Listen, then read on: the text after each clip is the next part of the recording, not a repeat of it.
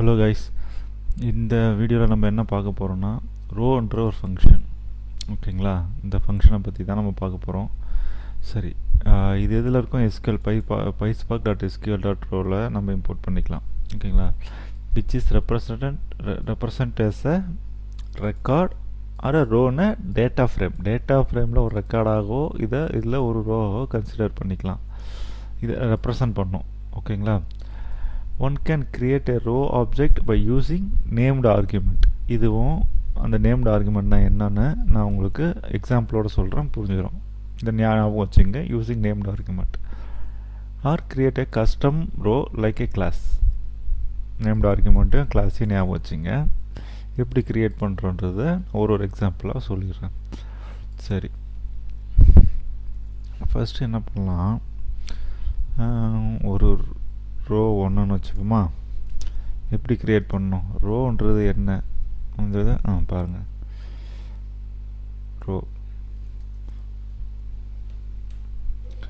இதில் name Riya, salary 2000 சும்மா போட்டு வச்சுப்போம். ஓகே, இப்போது இந்த ரோவை நீங்கள் பார்த்தீங்கன்னா இதில் இது என்னன்னு உங்களுக்கு புரியும். ரோன்றது ஒரு கிளாஸ். ஓகேங்களா, row can be used to create a row object by using named argument. It is not allowed to omit a named argument to represent that the values none are missing. This should be explicitly set. இது என்னன்றதை நம்ம இதை பற்றி தான் நம்ம பேச போகிறோம்.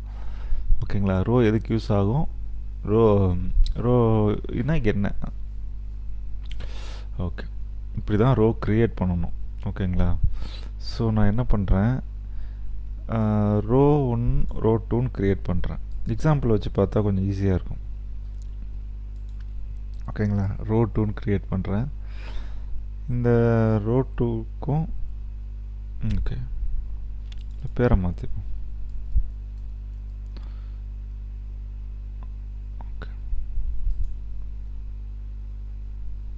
இது ஃபஸ்ட்டு சிம்பிள் எக்ஸாம்பிள் பார்த்துருவோம், 1 by 1 போகலாம். இப்போது இது ரோ 1 ரோ 2.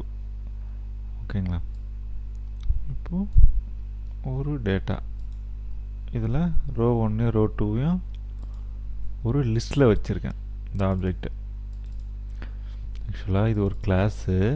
இந்த கிளாஸில் பேராமீட்டர் பாஸ் பண்ணுறோம். அதை இன்னொரு கிளாஸாகவோ இதை ஒரு கிளாஸாக வச்சுக்கலாம். ஓகேங்களா, ஸோ இதில் டேட்டான்ற லிஸ்ட்டில் 2 கிளாஸ் வச்சுருக்கிறேன்னு நீங்கள் கன்சிடர் பண்ணிக்கோங்க. ஓகே, இப்போது இந்த 2 லிஸ்ட் ஆப்ஜெக்டை வச்சு நம்ம வந்து ஒரு டேட்டா ஃப்ரேம் க்ரியேட் பண்ணலாமா? Okay, spark dot create data frame. எதை வச்சு? இந்த டேட்டா வச்சு. இது வந்து சேலரி வந்து ஸ்கீமா வந்து நம்ம இப்போதைக்கு டெம்பரரியாக ஒரு ஸ்கீமா கொடுத்துக்கலாம்.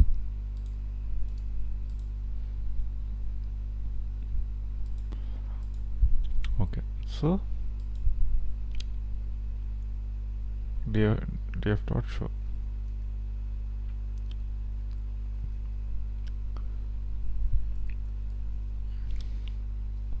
சிம்பிளா. ஓகே, இப்போ இதை ரன் பண்ணிவிடுவோம்.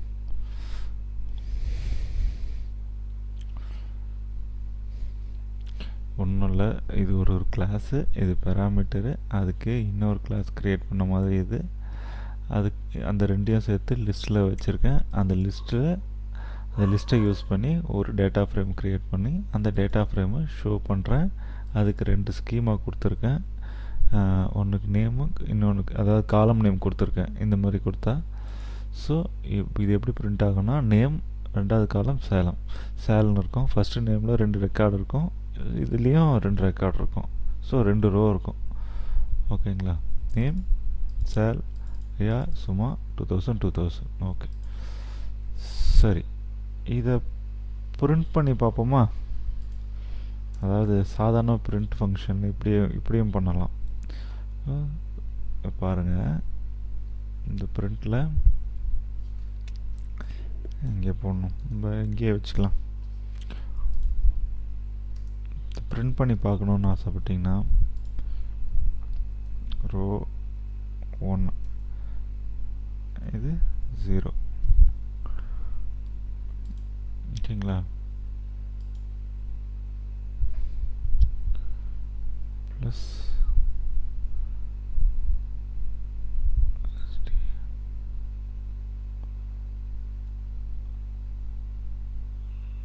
ரோ 1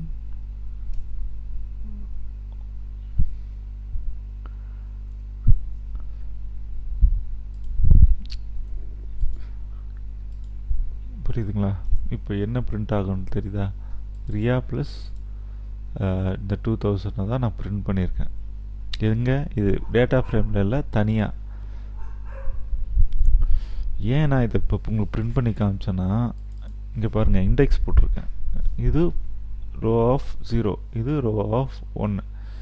அதனால தான் உங்களுக்கு இப்படி பிரிண்ட் பண்ணி காமிச்சேன். ஓகே, இதுவே அடுத்தது பார்த்தீங்கன்னா உங்களுக்கு தெரியும், பிரிண்ட் ஆகிடுச்சு. அடுத்தது டேட்டா ஃப்ரேம் பிரிண்ட் ஆகும். சரி,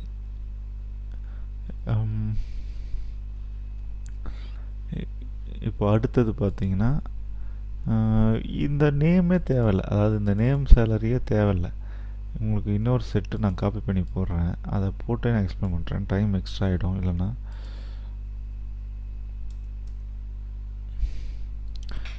சரி,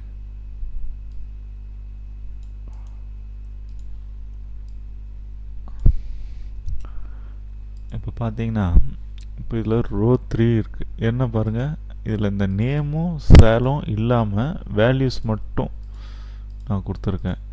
இது அதே மாதிரி பிரிண்ட் பண்ணியிருக்கேன். இப்போ இது பிரிண்ட்லாம் வேண்டாம், நான் டெலீட் பண்ணிடுறேன். ஸோ இது டேட்டா 2. இதில் சிம்பிளாக இதில் நேமும் சேலம் மட்டும் தூக்கிட்டேன். இது டேட்டா 2, இதுவும் அதே வேல்யூ தான் பிரிண்ட் ஆக போகுது. ஸோ எந்த ப்ராப்ளமும் இல்லை, இதுவும் பிரிண்ட் ஆகும். அடுத்தது பார்ப்போம். சரி, இப்போது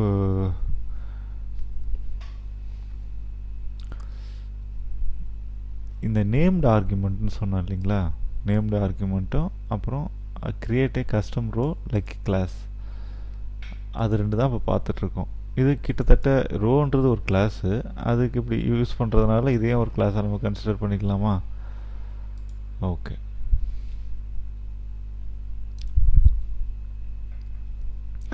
இப்போது இதில் பர்சன்னு நான் ஒரு கிளாஸ் க்ரியேட் பண்ணுறேன். ஐ மீன் இதுக்கு இன்ஸ்டன்ஸ் க்ரியேட் பண்ணுறேன். எதுக்கு? ரோக்கு. பாருங்கள், அதில் நேம் கம் சேலரி.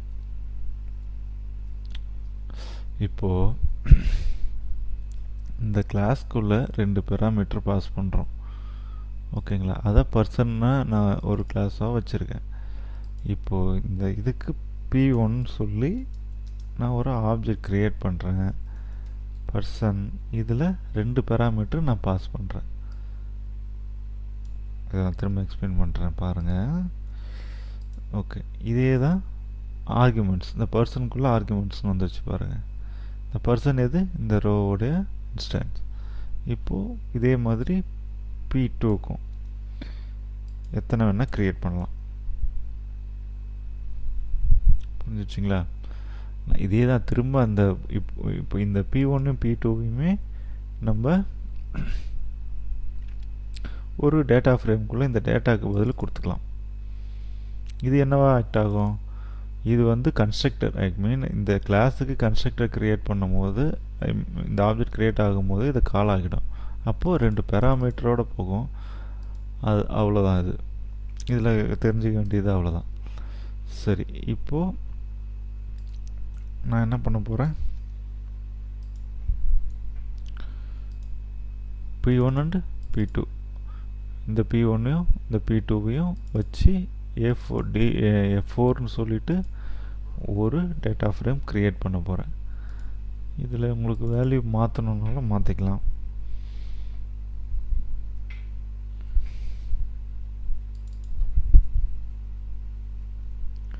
ஓகேங்களா? ஸோ ஜஸ்ட் ஒரு டிஃப்ரென்சியேஷனுக்காக உங்களுக்கு வேல்யூ மாற்றிட்டேன். ஸோ இப்போ இதை பிரிண்ட் பண்ணிட்டேன். இதில் என்ன பண்ணியிருக்கேன் பாருங்கள், அதுக்கும் என்ன வித்தியாசம். நான் லிஸ்ட்டாகவே இதை ஒரு கிளாஸாகவே வச்சுருக்கேன். அதுக்கு ஒரு ஆப்ஜெக்ட் க்ரியேட் பண்ணி அந்த P1 P2-வை இங்கே போட்டிருக்கேன். இது மூணுக்கும் என்ன வித்தியாசன்றதை ஒரு ஸ்க்ரீன்ஷாட் அடித்து நீங்கள் செக் பண்ணி பாருங்கள். ஓகேங்களா? ஸோ இதை ரன் பண்ணால் உங்களுக்கு 3 டேட்டா ஃப்ரேம் வரும். இதுக்கு இல்லாமல் இது இல்லாமல் ரோவ்லேயே வந்து ப்ராப்பர்ட்டிஸ் வச்சு பண்ணிக்கலாம். எப்படின்னா, ஓகே, ரோ 5ன்னு வச்சுப்போம். 4 வரைக்கும் வச்சுருந்தோமா, ரோ 5. இதில் ரோ என்ன பண்ணுவோம் வழக்கமாக, இதுக்குள்ளே 2 டேட்டா கொடுப்போம். இதில் என்ன கொடுக்க போகிறோன்னா, சரி, நேம் ஈக்குவல் டு விஜய்னு கொடுப்போமா, விஜய். இதில் கமா போட்டு இன்னொரு ரோ கொடுக்கலாம். இப்படி பண்ணும்போது என்ன ஆகும்னு நான் உங்களுக்கு எக்ஸ்பிளைன் பண்ணுறேன். ஸோ இந்த மாதிரி ரோ கொடுக்கும்போது இதை ப்ராப்பர்ட்டிஸ்னு கொடுக்கணும். எப்படின்னா இங்கே பாருங்கள், இந்த மாதிரி ப்ராப்பர்ட்டிஸ்னு கொடுக்கணும். ப்ரோன்னு இதில் விஜயோட ஹேரு ஐன்னு இப்படி கொடுத்துக்கலாம். ஸோ இதே மாதிரி இன்னொன்று. இது எங்கே ரிசல்ட் எப்படி வரும்ன்றதை நான் உங்களுக்கு காமிக்கிறேன். இது ஆரனே வச்சுப்போம், அஜித்துன்னு வச்சுப்போம். சரி, இதை என்ன பண்ண போகிறோம், அதே மாதிரி ஒரு டேட்டா ஃப்ரேம் க்ரியேட் பண்ண போகிறோம். சரி, ஓகே, இதை ஒரு லிஸ்ட்டில் வச்சுப்போம். டேட்டா 2ன்னு வச்சுப்போம், 3ன்னு வச்சுப்போம். டேட்டா 3 ஈக்குவல் டு ஒரு லிஸ்ட்டில் row 5 row 6, row 5 row 6.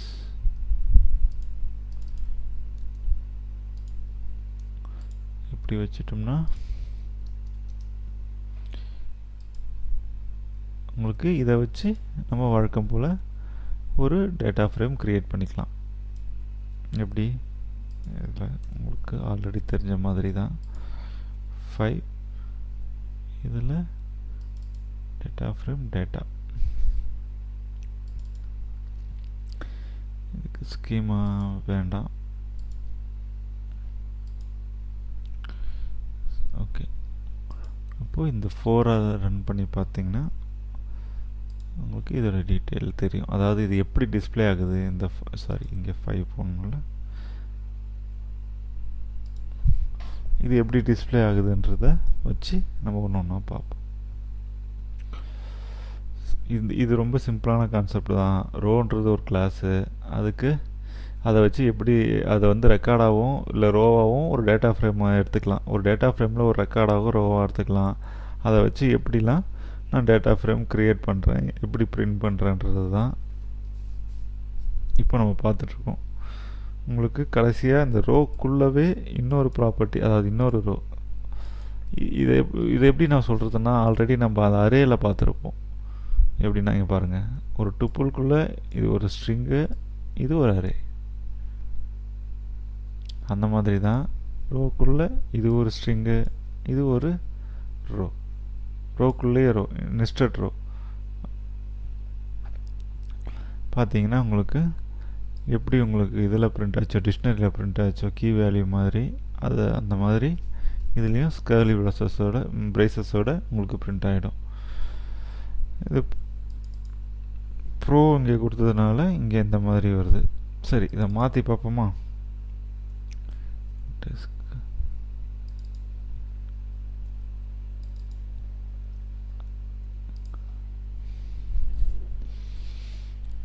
Okay, வேறு இதில் பார்க்குறதுக்கு இப்போ ஒன்றும் இல்லை. இதை நீங்கள் திரும்ப இந்த 4 செட்டையும் ரன் பண்ணி ஒவ்வொன்றா செக் பண்ணி பார்த்தீங்கன்னா உங்களுக்கு இதில் டிஃப்ரென்ஸ் தெரியும். அதை வச்சு ரோ என்னன்றதுக்கு ஒரு ஐடியாவில் வாங்க. நம்ம அடுத்த கிளாஸில் அடுத்த வீடியோவில் அடுத்த டாபிக் பேசுவோம். இது ரிசல்ட்டை பார்த்துட்டு இந்த வீடியோ முடிச்சுக்கலாம்.